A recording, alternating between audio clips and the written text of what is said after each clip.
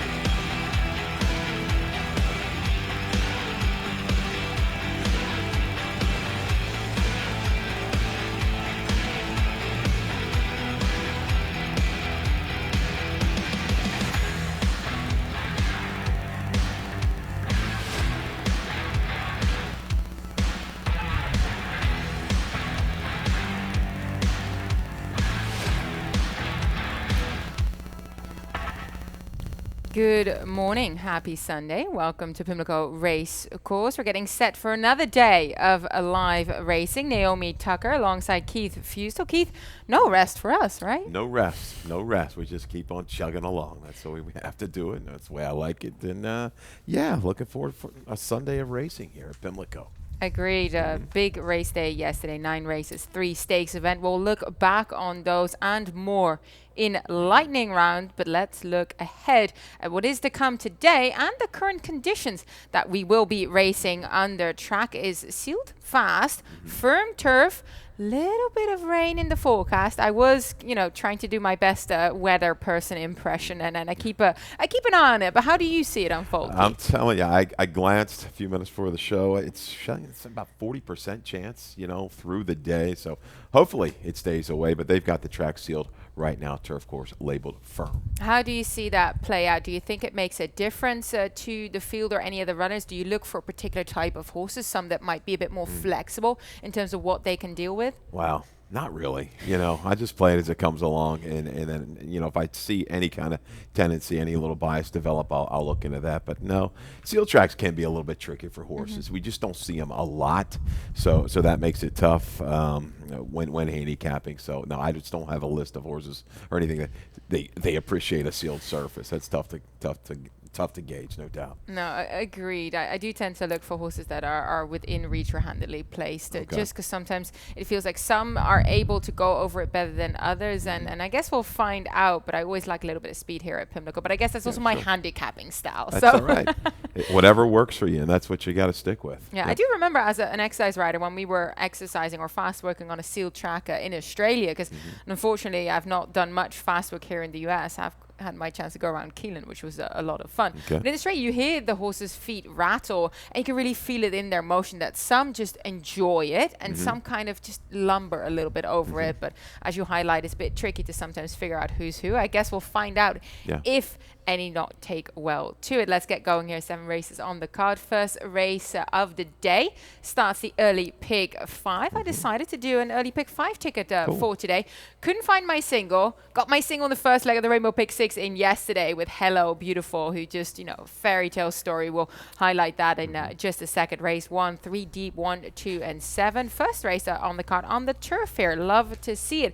Race 2, I go tighter for that claiming 10 mount 16. I use the 1 Sir Lenny and the number 3 Sporting Actors, my top selection in that spot. Technically, that horse has never won, which is kind of interesting, but I do think he'll handle whatever the track might play out to do today. Race number 3, I go 4 deep, 3, 4, 5, and 7. 5 furlongs on the turf. These are evenly matched. I really was trying to figure out who's going to run away with this 5 furlong dash. So I went 4 deep.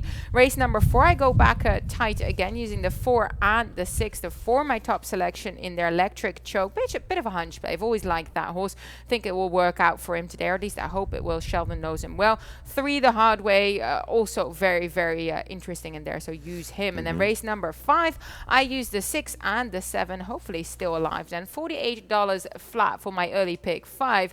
Do you feel like my Rainbow pick 6 yesterday was better structure? It was like a $43 ticket, but I did have the luck of the draw with Hello Beautiful facing a much softer field than she's had in the past. Yeah.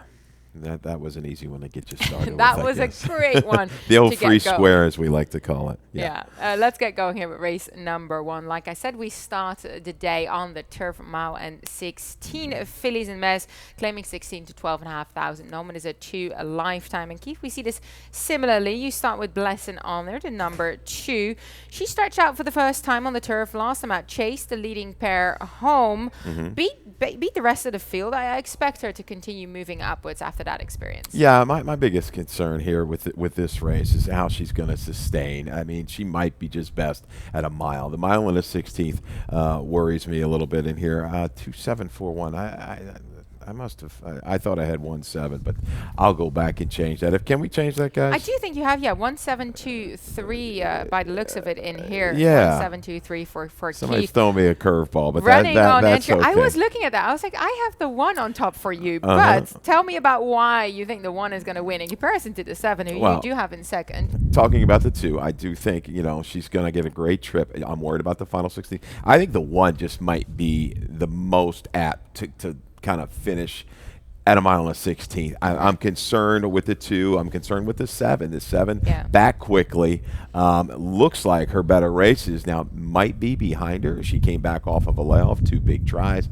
A little hiccup last time, coming back quick, chasing the pace. And I think there's going to be a couple other horses, try to go in here. So I don't know what kind of trip she's really going to get. I'm worried about the finish. I think Running on Entry is the horse that's cycling back to a top. It took a long time, obviously, to get the maiden broken, but works for me. I think back to the inside. This horse should draft into a good position by the time they hit the quarter pole. Don't want her too far back. No, Dancing Till Dusk, she is trying to find back that form that she showed a couple of races back, but has faced tougher fields in the past. And you highlight there might be some speed, but she's drawn on the outside. So at least that means she has a little bit of, time to come over if she wants to and see how it works out.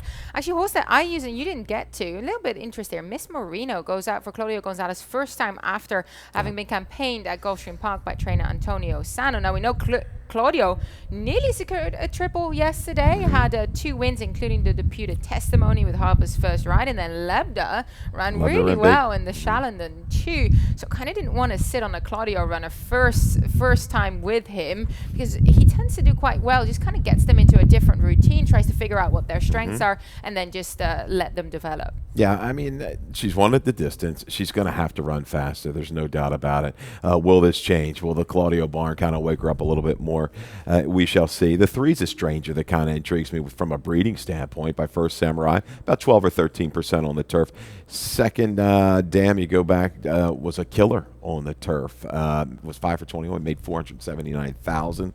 So there's a little bit of an angle there. Charles Frock, some speed. This horse might go ahead and had some trouble on the dirt last time. That's kind of your stranger to price to toss in. Yeah, now the reason I stayed away from her is 25 starts. They've never tried her on the turf. Nobody ever thought to do that in terms of training-wise. I mean, yes, we're just trying to figure her out here. She hasn't done that well as of late. No. So you might just give her a chance to do something different and hope for the best. But I'm taking a wait and see approach. Okay. As we move along to race number 2, mile and 16 back on the main track, claiming 10 to 8,000. Rainbow Pick 6 starts here as well. $8,409 carry over. Did not go out yesterday. We did have a lot of live tickets, but no singles, possibly courtesy of the fact that Hello B did get in. If she would not have won, probably would have knocked a lot of people out there, including me. But a Rainbow Pick 6 starting in race number 2 as we have 7 live races on tap. Let's start with your top choice, the number 1, Sir Lenny. Let's look back at his start at the claiming 16 level. So now dropping back down from the claiming 10. And, well, my notes was he flopped out of the gate. Yeah, a little flat-footed. And Naomi, he's had a little bit of an issue with that, to say the least. There's, 2 or 3, 3 lines in there with trouble leaving the starting gate. He comes away cleanly. I think he's going to be just fine. He has enough speed. You see him kind of move up into contention there, caught between horses. Wasn't terribly comfortable, I think, through the opening quarter after that troubled beginning. This group, this little drop, is going to do the trick, though, I think, for him. They're not going to get away from him too much, even if he breaks a little bit slowly. I think he won't have to be used too hard to reach contention if he does break poorly. So I think he can kind of get position early and get it done at a short price. I think he kind of got used to not breaking that well. So it made his running style comes with a late run. I like that, the class relief that he's going to get as well. Will most likely take a lot of money, though, won't he? Absolutely. Which will, hence, I try to go with another runner here who also will be intriguing, to say the least, by the bettors. Number 3, supporting actor Hugh McMahon. Like I said earlier, has technically never won. Broke his maiden by DQ, got put up a couple of races back. But he's been progressive, and he's first off the claim for trainer Hugh McMahon. I like that last run. Breeding also suggests he can handle any conditions if we do see a change in track conditions.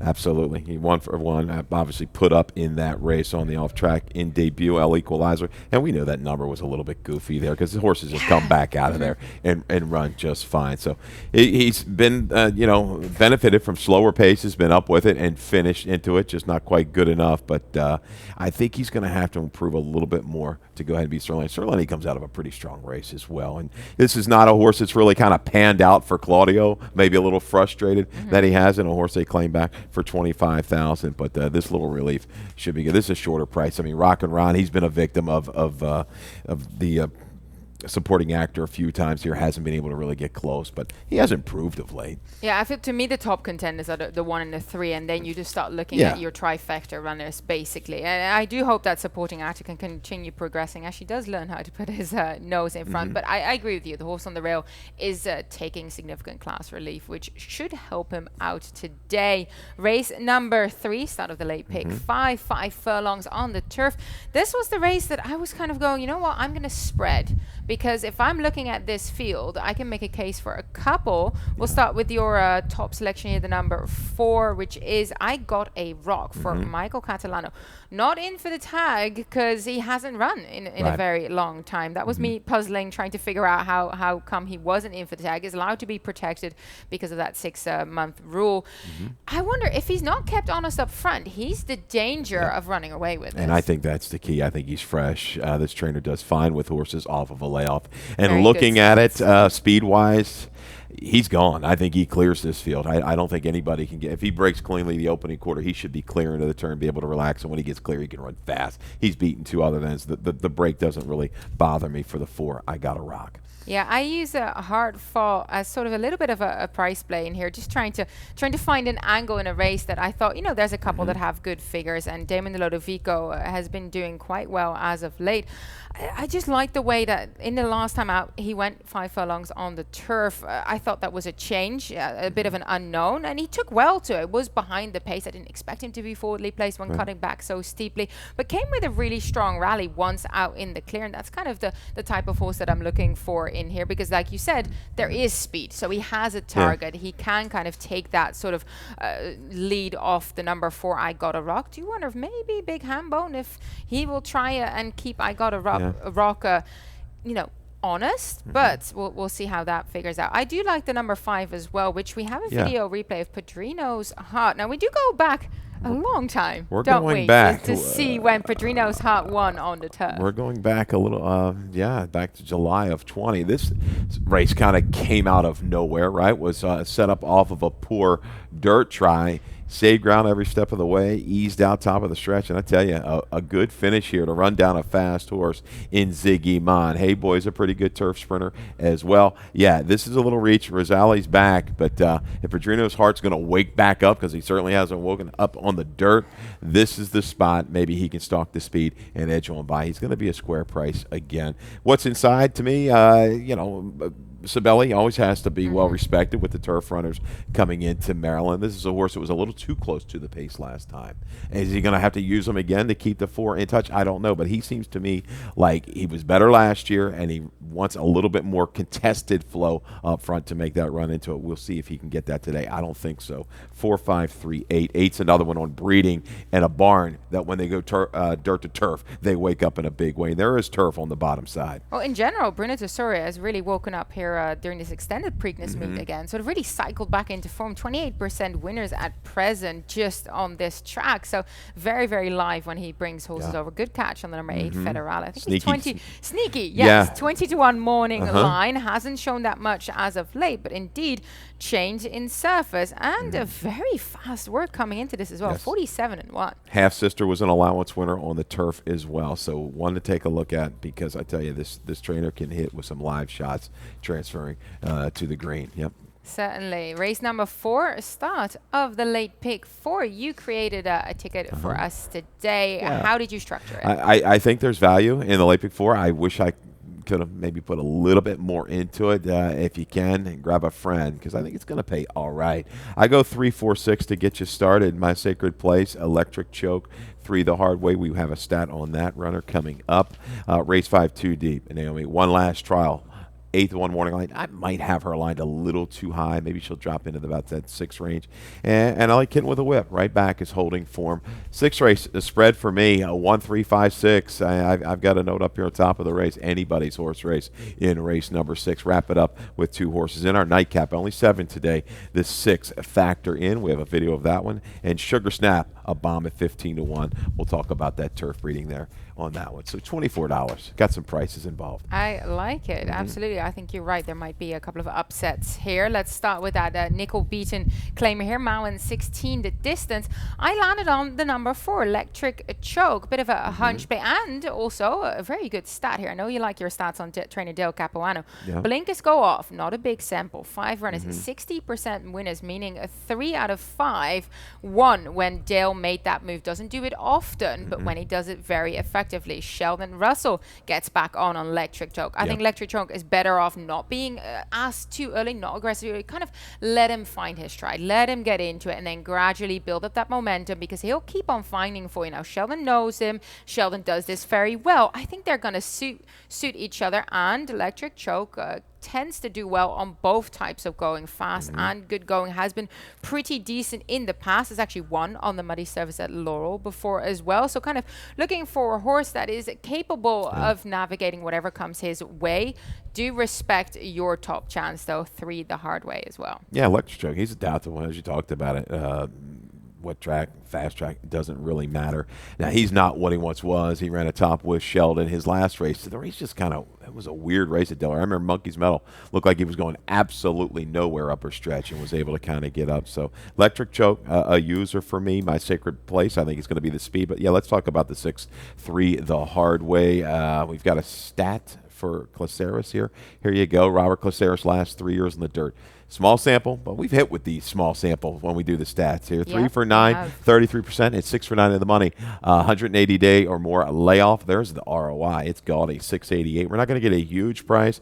It's a horse that dropped down to a nickel, was running against much, much tougher prior to the break in mid-January. I think this horse is protected. A steady string of works. Works look good to me. The relief is going to be good, and that stat kind of got me over the top. Can I envision a trip? I'm hoping he can kind of get that stalking trip from the outside, maybe be within a couple lengths leaving the far turn, because I think My Sacred Place, he might shake free early. Shaka Style's got a little bit of speed, might keep him honest, but I don't want him to get too far away. No, I use my sacred pace only, clearly trying to beat what's most likely going to be the favorite, the number 3. But quickly mention on the number 6-3, the hard way. What you didn't highlight is the fact that Charlie gets on board this time. Jonathan Joyce, the rider previously. Right. I think this means a change of pattern for this horse. Charlie's a very strong rider, very hot rider at present. At this level, those type of changes can really sort of freshen a horse back up. Absolutely, absolutely. So yeah, I think he's. Unfortunately, we just can't get with the shorter field, get a bigger price on 3 the hard way.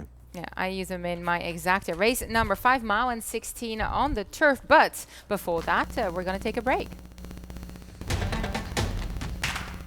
And they're off. Second in the 2-path. Ground on first inside.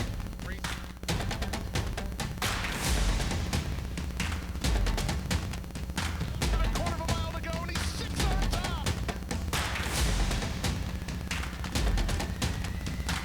Last of the 12 as they roll into the backstretch. Welcome back. We're at Pimlico Race Course. 7 live races on the card. We are on race number 5 on the turf again. Mile and 16 allowance, first level for the fillies here. And well, Keith and I are both on the kitten with a whip train here. Let's look back at her last race, which is a form line that both of us were touting so much beforehand. Adelaide Miss, who had just ran the race before that behind Out of Sorts, who then came back and won a stakes at Delaware. Kitten with a whip, tenacious behind her, still left herself with a fair bit to do. You can see her there. She's still on screen here, just on the left there. Still finding. Now, Adelaide Miss had the jump on her, long gone. Clearly, to us, all of us, the class of the field. Kitten with a whip, really strong effort though for Ken Sweezy. Yeah, and I don't think she has to be that far back here. There was a little bit more speed in that race. The internals were definitely quicker. I like the way she finished up, 3 to 5 wide every step of the way.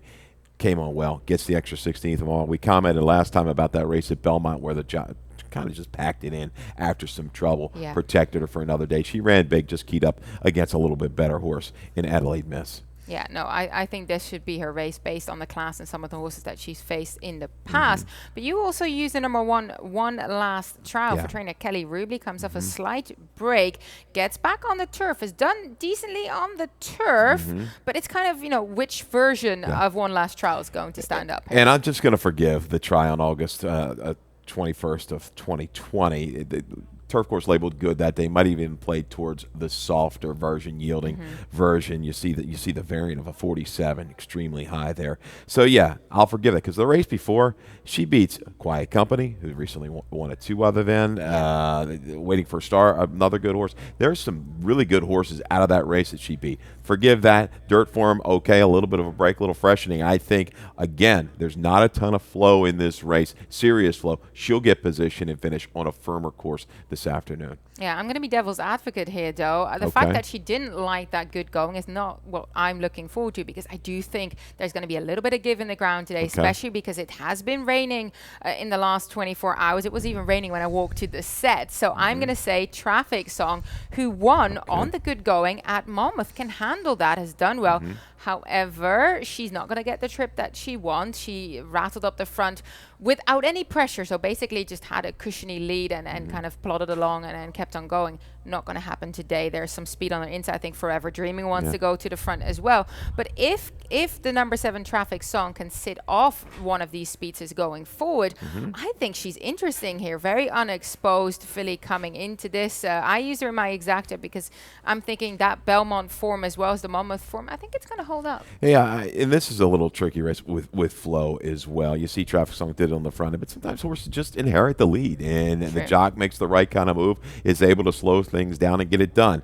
Now, the numbers don't really show. Well, 74 was good enough last time. It's a solid number against this group. But talk about the 3 Forever Dreaming for Michael Dickinson. Got away almost 9-1 in debut. A trainer like that who's won a slew of turf races. But once again, you see the running line of Forever Dreaming. Well, the horse got the lead and was able to slow it down. Not saying that she can't come from off the pace if she needs it. I mean, that was a good, slow, early, fast race effort there on a horse they paid $300,000. Was acting up a little bit too. Could have left a little bit, at the gate was acting up slightly before the race. So that's another one to keep into consideration. It's a tough little race. Kitten with a whip, though, proven. Man, she's cycling in good form. Yes. Face the right kind. I think that's the key. And one last trial. I just think there's hidden value with her. And I love you. What can you take away from her? She's just really running well right now. Absolutely. And her key race was 3 starts ago, running that great second against Judy Blue Eyes, who's been in terrific form, and then showed that with ease she was able to best a Maryland-bred allowance company field last time out. But I did think Carol Cedino was very astute that day. They were going slow. She made an aggressive move, said, that's it, I'm taking over, goodbye. That was a very good ride. Very good ride. Again, a mile and a 16th, right, today in this one. You know, I think she was all out on May the 7th. I was surprised as well as she held. Is she a little bit better at a mile? I don't know, but man, she can't take anything away from her form right now. It's a good competitive race right there. I respect the 16 difference opinion, but really 1:16 is not that much of a difference. And to me, it's not like if we're talking about a furlong difference, absolutely that's quite far to go. But that 1/2 furlong, I loved how she finished her race last time out. Now she was the best. She was the class of that field today. This will be more pressure, but I think she can handle it. Both of us respect her enough. We've put her in third. Race number 6, we're back nickel beaten claiming level here. 6 furlong sprinting distance, and both you and I respect the number 1 Mystic Times for Elvis Trujillo, 16-day turnaround. The only worry I have with this 5-year-old is that he sometimes seems to lack a little bit of grid late. Makes those kind of moves, looks like he's about to do something, and then just kind of fizzled out. This race, Tricky race. I really, Naomi, I don't have a real clue here. I'm hoping, Monterey, if you're listening, Richard, just go ahead and send. I think, I'm breaking these races down and trying to see how it's going to, develop. I think Mystic Times has enough speed to be right up near the lead in here. So who's going to stay around? I think it's the jock that's going to be aggressive early and get that position, hold it from maybe mid-turn home. So Mystic Times a shot. He's kind of a horse that likes to flatten out. Well, let's fool him. Let's put him on the front end and see what he does. Look, I respect that. I think that would be a great idea here. I'm not certain at all who's going to take the lead. I landed on Amon Corner now. 7-day turnaround, Marius Ray. I've told you about the stats, 25% winners. Do I like it for Amon Corner? Absolutely not. I think he just needs a bit more time. Why do I put him on top nonetheless, despite that opinion? Because I think he's just a touch better than some of these in here. Has shown much more in the past. Went wide, seemed to enjoy a small sort of brief break that he'd been given. I hope that just his level is going to carry him through here. But if the trainers or owners are listening, I'd love to just give him a month break because he was quite decent in the past. Why not freshen him up and see if we can get that back? Yeah, that was a big effort. I did not see that one coming last time. I mean, he beat an okay group. Doobie was a little bit of a hanger, but dropping. Fast Cash was in there. They were the 2 prohibitive favorites, and he just kind of rolled past with ease, switched over to the correct league late. But back quick. We'll see if he can pair up, and that's the key. Can Smart Step pair up off of a big race with some trouble? Jock did a great job of saving ground every step of the way last time. So, I'm going to keep around the 1 and the 3 in my exactas. Confusion, Baby Boy's another one I think is going to be forwardly placed in here with Ruiz. I agree. I think it's a tricky race. I'm going with the horse that I thought was just a touch better in terms of the potential that he's shown, and let's see if he brings that back. But tricky race, especially in terms of the flow as well. We'll see how it pans out not too long from now. Nightcap is race number 7, mile and 16 on the turf. Plenty of turf events today, and we do love them, don't we, Keith? Yes, and we want to get it in. We want this rain to stay away because I like a horse here in the last. I like Factor in for Kelly Rubley. We have a rerun of that race. We do. Great. The last race Factor in after a bit of a layoff. Yeah, off of a layoff from almost mid-December here to mid-June, and we're going to pick up the 8 horse, leaving about the 3/8 pole right there in the yellow cap. Was bottled up a little bit into the far turn, bottled up again past the 5/16, has to sit and wait. Really doesn't get that seam until late. But I tell you what, watch this girl finish up the last 3/16 of a mile. Yeah, the winner. Perhaps the Night opens up. Perhaps the Night's a pretty good horse. Came back to run a solid 4th in an A other than, had run well in maiden special weight company down at Keelan. We know there's good horses there. This is a good finish here.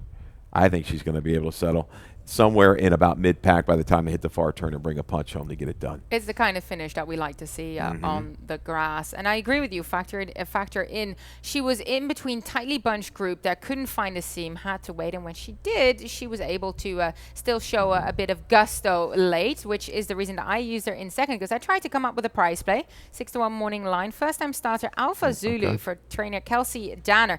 Kelsey Danner pretty strong when debuting horses running long. 17% were making their 70% winners are making their debut going over a mile. First time starters sort of average numbers, but I looked back at the pedigree here. Dan was stakes place going long on the main track, but she also won sprinting on the turf at allowance level.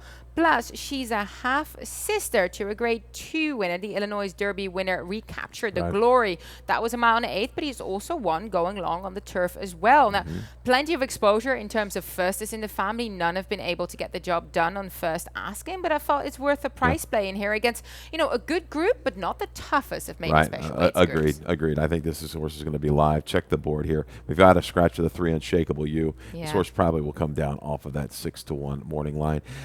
Speed. There's going to be some in here. Runaway Monet, I think, from the inside. But Sugar Snap intrigues me. Has shown speed last time out. Pretty good speed, 23.47 on the main track. But looking at the family, you got multiple turf winners that were fast. They could run short, could run long. I think this is a sneaky horse. Street Bosses catching the turf for the first time. There's your kind of blow-up shot in the last. I like your price plays today. Let's get them in and maybe get a nice exacta play home. They're 15-1 on Sugar Snap. 7 races coming your way shortly as we'll move on to lightning round.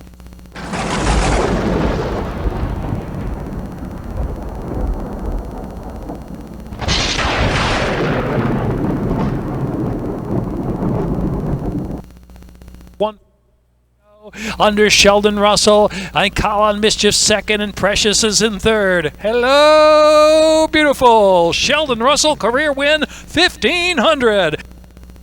Now, if this wasn't the fairy tale ending that we were waiting for, I don't know what is. Had the chance earlier on the card, nearly got that 1,500 win on an Anthony Ferrier runner, but ended up landing it on this very special filly who's meant so much to Sheldon, to his wife Brittany Russell, the horse that has put their stable on the map, and then to get that career milestone on her, it means something. Absolutely. Boy, she's a good one here too. Hello, beautiful. 91 by. You see Mr. Charles in there, Hillwood Stable. It was a whole group from the breeding standpoint as well.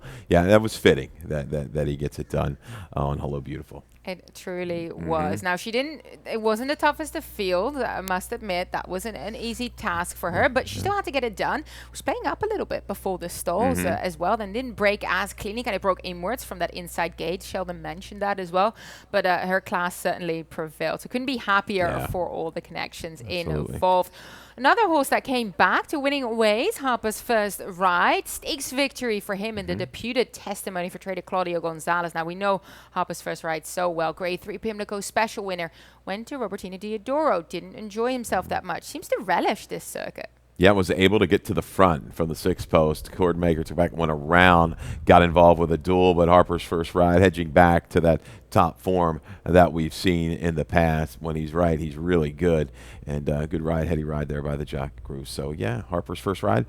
Morning Line Maker was shocked that he was not the favorite. I think I had him 9-5. Would he go off second choice? I thought he was going to be the favorite as well. That was quite surprising indeed, especially because he's the hometown hero. This is the track of his great best career victory, like his greatest triumph. You think that everyone be right on board, especially as he came back to winning ways with Claudio straight away. No, it was a bit of a softer number. Maybe that put people off a little bit. I think that's what it was. They just kind of glanced at it, but it was a race in which the flow was slow as well. And sometimes those races that you can only go so fast that final quarter. So that's the way that it played out right there. I think he moved up off the 87. I'll double check on that later. But to take nothing away from Jamie Ness's horse as well, he ran big. Yeah, absolutely. Right. And the last stakes event on the card went to Mucho, trained by John Ortiz, ridden by Raylu Gutierrez, who came in for the ride. And I remember watching the Kelly's Landing before this at Churchill Downs. And in the morning, I'm sitting here thinking, this horse can win this race. He had no time at all in the Kelly's Landing. Comes in here, really turns it up. Now, Lebda, I was surprised with how good Lebda ran after that freshener as well. Yeah, in a race when you just look at it, you're like, oh, there's got to be more speed. Lebda took the initiative, and this horse, Mucho, just right now, hinted at okay, he's moving towards top form. Closer last time you talked about at Churchill, and today took that stalking trip and got it done. Yeah. He certainly did. And talking about upsets, though, Lexingtonian in the Alfred G. Vanderbilt at Saratoga jumped off at about 34 to 1, $70 winner he paid. And you can see him there on the inside. He'd been on the pace the entire way. This was an incredible performance that majority of us didn't see coming. Yeah, gets kind of headed. It looks like they're in mid-stretch and battles back to win it. He likes being down inside, it looks like, as he paid a big price for the Concern Stakes going back a couple years ago. I think it was like 16, 17 to 1 in there. Yeah, Concern Stakes victor for trainer Jack Sisson and Jose Lascano was on board. And it was a bit of a redemption because in last year's Alfred G. Vanderbilt, Lexingtonian was a late scratch in the gate moments before they opened to end up shipping to the West Coast at Del Mar, runs second by, I think it was a nose in the Bing Cosby, only days after. So this was certainly quite the story here. And I actually spoke with Jack Sisson after, and he said he doesn't always turn up, but when he does. Yeah, quite the upset there. So congratulations as well to everyone involved. As we'll wrap things up here, I'll be back with Callie later on this afternoon. 7 races coming your way. Good luck, everyone. You got it. Good luck.